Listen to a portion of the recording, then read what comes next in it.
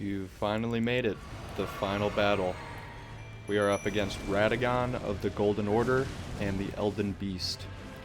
So here are my tips going into this fight. With Radagon, after getting his moveset down, he's really not too bad. The hardest part is he does have a lot of health, and his combos are long. So what I did as far as my strategy going into this is I used Black Knife Tish, because he puts something like a bleed on enemies where their health kind of decreases slowly, as you can see right there.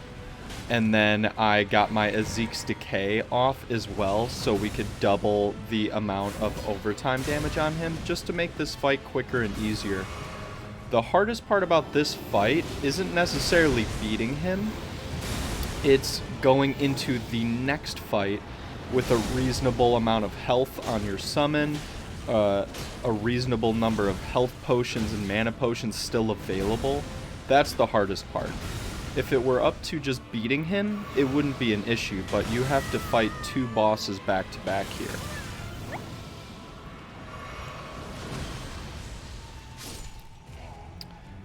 But as you can see, generally speaking, all of the skill sets are pretty easily dodgeable with a little bit of practice.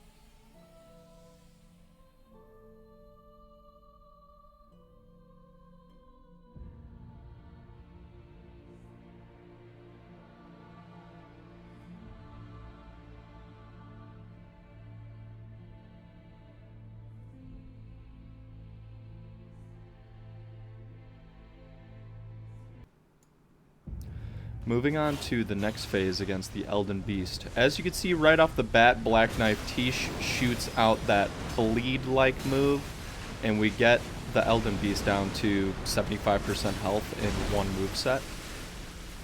The Elden Beast is a little more difficult in the sense that he's got similarities to a dragon with his big moves and kind of hard to track size. Staying locked on can be very difficult, especially with how he moves. But again, a lot of his movesets are easily dodgeable, but there are some that are pretty difficult.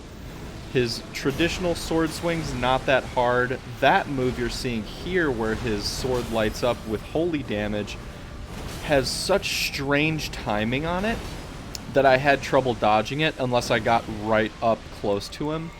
But again, he can just kind of swim away really far just to get what he wants off. This move is really big and flashy and cool looking, but again, super easy to dodge. You just jump over the ring and get outside of the blast zone and you're fine.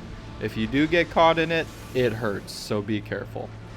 Here with this cloud that bursts in holy damage, again, just get out of the way. The best way I've learned to dodge this move that you just saw is just sprint to the side, and it won't hit you.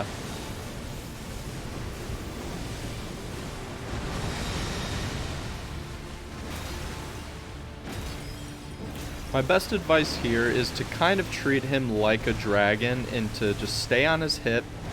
I always focus on the back leg.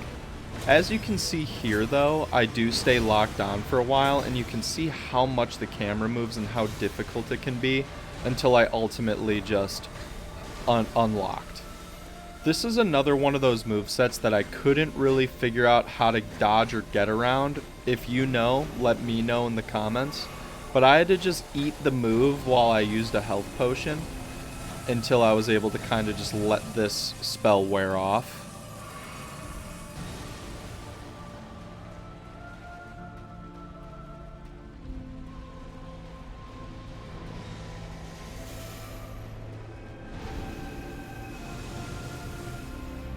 We see this same moveset again and again, we just sprint to the side.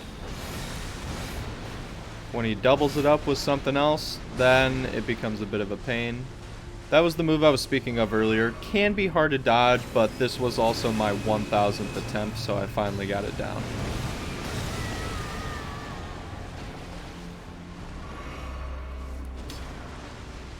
Alright.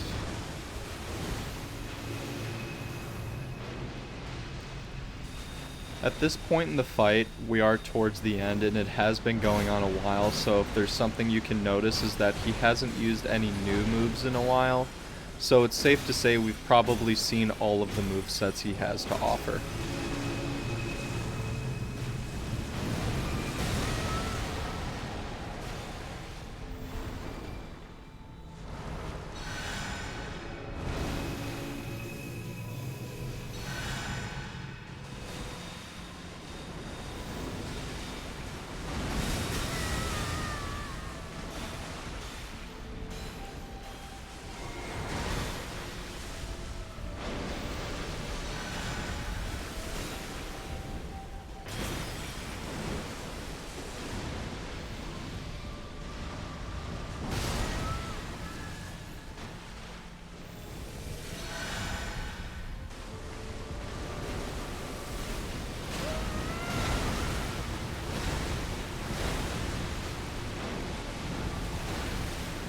Thank you guys for watching. If you have any comments, questions, or concerns on this boss, or any other boss for that matter, leave a comment and I'll post a video with a guide.